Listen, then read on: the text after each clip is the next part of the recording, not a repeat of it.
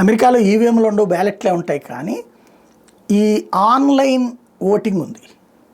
వివిధ చోట్ల కియోస్కుల్లాగా పెట్టే చోట్ల, అట్లాగే మెయిల్ ద్వారా కూడా వాళ్ళ ఓటుని వినియోగించుకోవచ్చు.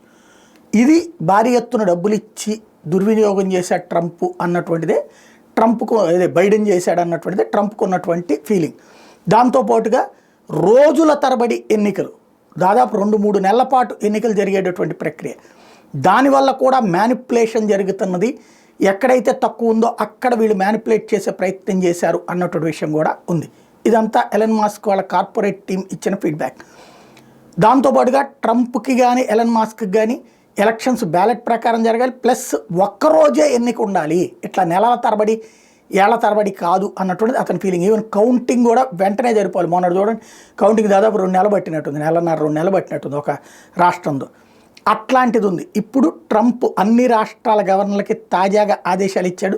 నెక్స్ట్ ఎలక్షన్స్కి బ్యాలెట్లకు ప్రిపేర్ అవ్వండి అని, అలాగే సేమ్ డే ఓటింగ్ అన్నటువంటి కాన్సెప్ట్ కన్నది. త్వరలో దీనికి సంబంధించిన చట్టం వాళ్ళ కాంగ్రెస్లో తీసుకొస్తానని చెప్తున్నాడు, సెనెట్లో తీసుకొస్తానని చెప్తున్నాడు.